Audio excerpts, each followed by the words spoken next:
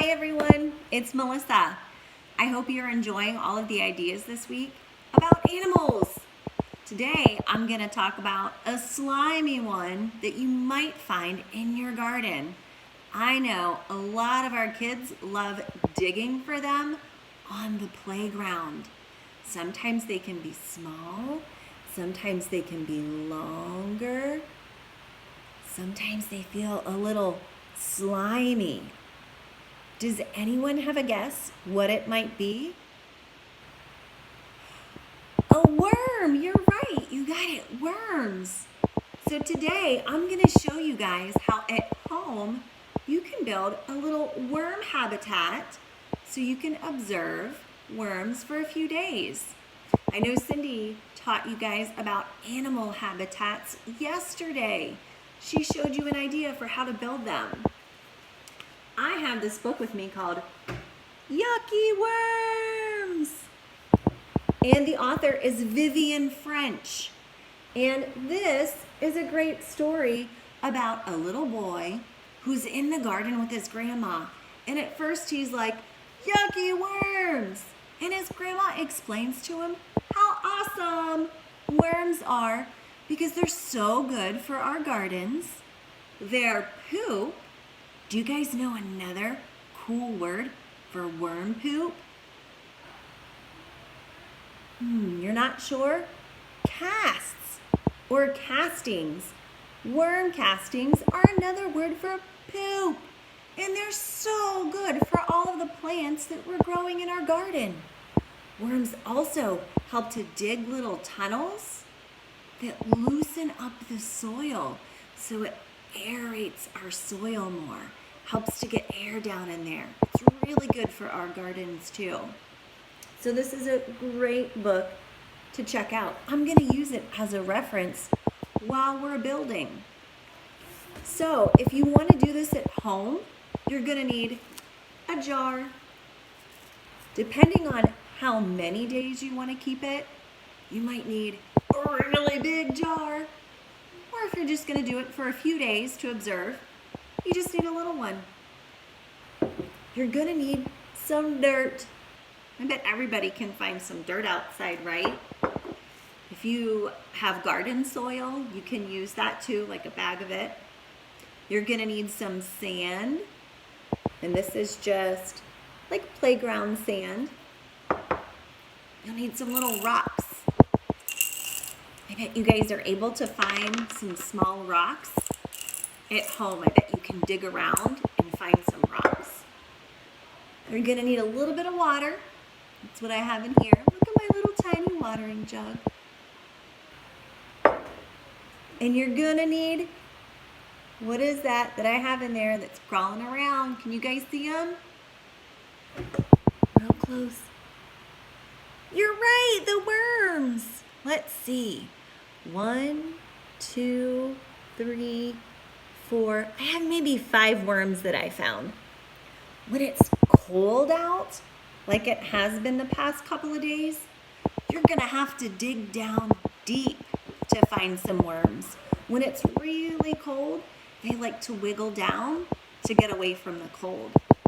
When it's really dry, they like to dig down too. But guess what happens when it's really wet and it's rained a whole bunch? Do you have any ideas? You guessed it, they like to come up. When it rains and it's really wet out, their little tunnels that they live in get flooded. And then the worms wiggle their way to the top. And that's why when it rains so much, we see them on our driveways, on the sidewalks, and out in the yard, worming around. Do you guys, have you ever held a worm and thought about, how does that feel? How does it feel when you hold a worm? Yeah, it can be a little tickly, right? When they're slithering on you, worming around. What else? They feel a little slimy or a little gooey? You're right. That's a special worm slime that they make. It helps them to move around through their tunnels. It's a mucus, and their body makes it. It's all over them. All right, let's see, before we get started, let's see. Did you guys know that worms, they have 5 hearts? Can you believe that? How many hearts do you have? You're right, 1 heart. You have 1 heart, but worms have 5. Oh my goodness. And we talked about their skin gets covered in that mucus for wiggling. And they do have a mouth part at one end. That's usually the pointier part on a worm. And then their bottom, or their worm bummy, is where the poop comes out. Kind of like people, huh? That's where the poop comes out. Let's see.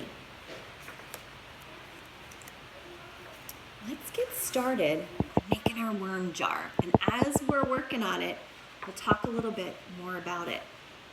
Now, for anybody at home that also has younger kiddos, infants and toddlers, they may not actually be doing this super hands-on idea, but it's always important to really talk about our love of nature and why things are so good in nature. We want them at an early age to really develop that strong bond with nature, that caretaking aspect with nature.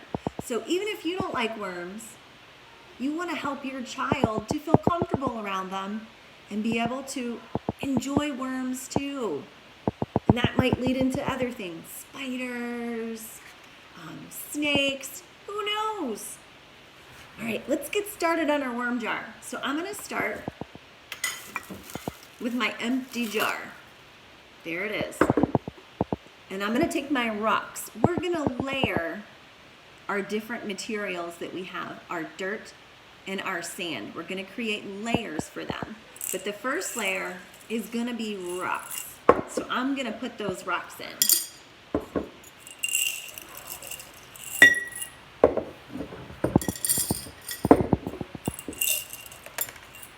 All right.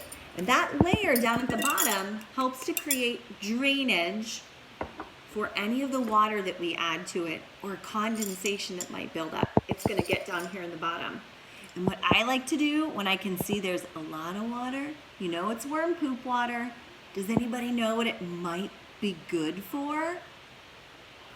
You're right, your garden or your house plants. When we had one of these in the star room, we would pour out that poopy worm water into the plants. And any castings that we found on top, because the worms will come up to the top of the soil, and that's where the poop will be, you can actually scoop it out and put it in your garden.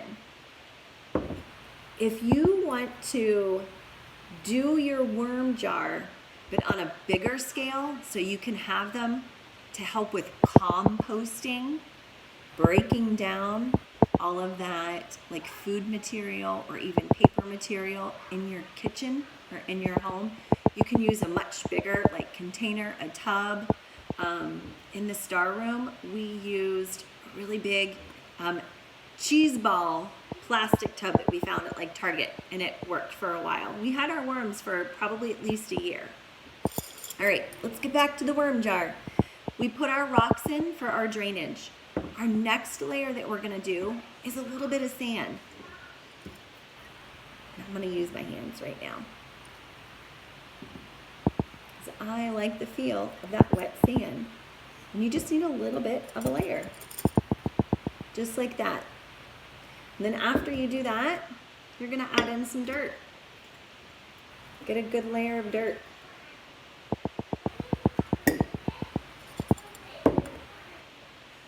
And then another layer. And we'll keep working on adding our layers until we've filled it up.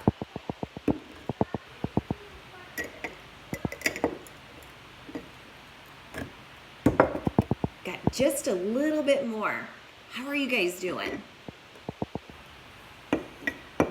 You're working on yours? Can't wait to put the worms in. They're gonna love this home. All right, I got a little bit more dirt. And since I'm kind of close to the top, I want to leave a little bit of space because that's where I'm going to be able to put some food at the top. So there, you can see that. All right, so now that we've done our layers, my soil's a little bit dry.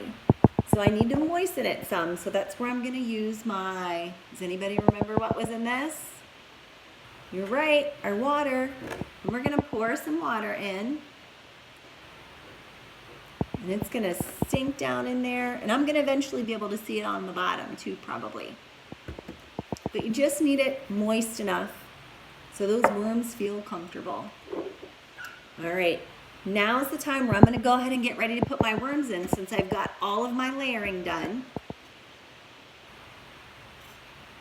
And the more worms that you do put in your jar, the easier it's going to be to see all of their little worm tunnels that they make. What's going to happen is after they've been in there for a couple of days, you're going to be able to see all along the outside the worm tunnels that they're making. All right, let's move on a little bit to some of the foods, because you're going to need to feed those worms while you're caring for them and observing them.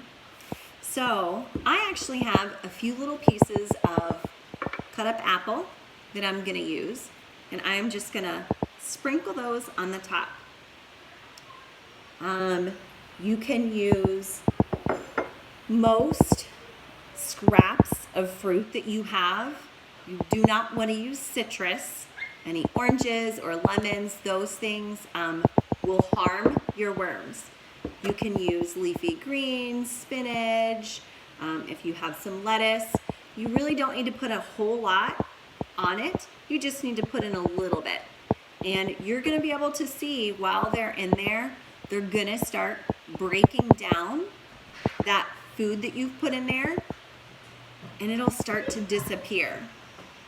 The last thing that you're gonna do to make sure your wormies stay inside is put a little bit of plastic wrap over the top, and I'm gonna use the ring from my jar and I'm gonna seal it on there, or you can use a rubber band, or if you have some fine type of netting, you could use that too. And then I'm gonna poke some holes in the top to make sure they can get air. So there, get some holes in there. And now we have our worm jar, and we're gonna be able to observe it over the next few days. While they're in here like this, I'd probably say you can keep them in here for about a week or so. If you're gonna think about doing it for longer, think about a bigger jar like we talked about. I hope that you guys enjoy this wormery video that I made, and I hope you try it out at home. Bye, have a great day.